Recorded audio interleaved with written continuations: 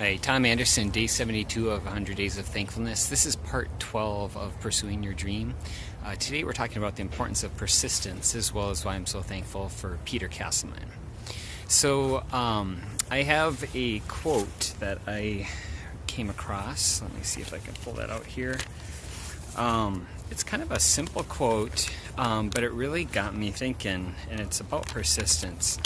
And it's by Bill Bradley, and he says, "Ambition is the path to success. Persistence is the vehicle you arrive in." So, if you recall, like when I was talking about part one of Pursuing Your Dream, the importance of finding a dream, one of the things I shared is that it's not as important that you actually arrive at the destination as you actually enjoy the journey. And this quote, of course, says persistence is the vehicle you arrive in. So it's talking about actually arriving, about achieving it. And certainly if you are persistent enough, you will eventually achieve your dream.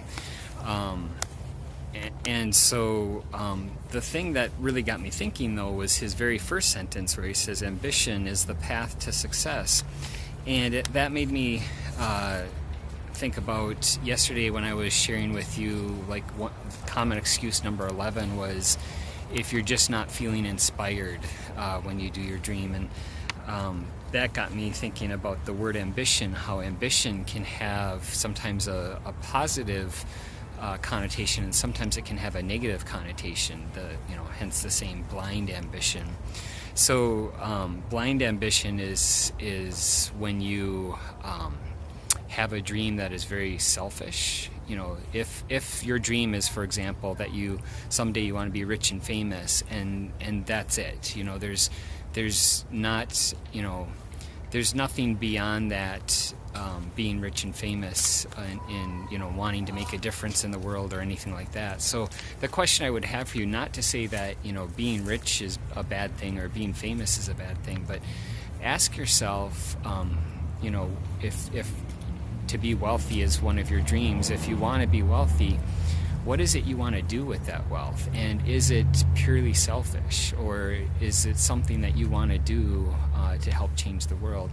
And same thing with fame. If you want to be famous, what is it you want to do with that fame? How can you make the world a better place? And this gets back to, the original quote that I shared with you on part one from Dexter Yeager, which is, "Success is the progressive realization of a worthwhile dream." Worthwhile being, the main word here. What makes a dream worthwhile? A dream is worthwhile if it extends beyond just yourself. With that, I am reminded of Peter Castleman. And I'll just give you, I printed out a bio, and I'll just read to you his biography. He's the founder of YAVO, which is the organization I got involved with in February earlier this year. So Peter graduated Duke University, top of his class, economics, became a professor at Harvard, then worked on Wall Street. JP Morgan, then managing partner at Whitney Capital Equity Group with merger and acquisitions. He then bought North Face outerwear company when going bankrupt and turned it into a $3 billion a year company. He sold it. He did the same with Igloo and 9 other companies. He then started importing Chinese herbs and sold them through Walgreens and GNC under the name Pharmanex.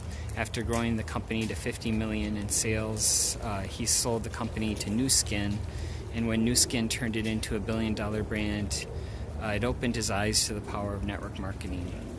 4 years after Mark Hughes of Herbalife passed away, he purchased Herbalife. He bought Herbalife when it was a $700 million a year company, and within 5 years, he was the chairman of the board, and Herbalife grew to over $3 billion per year. When Castleman sold his interests, it is estimated that he netted $850 million on the transaction. Peter Castleman. So here's the thing that really got me.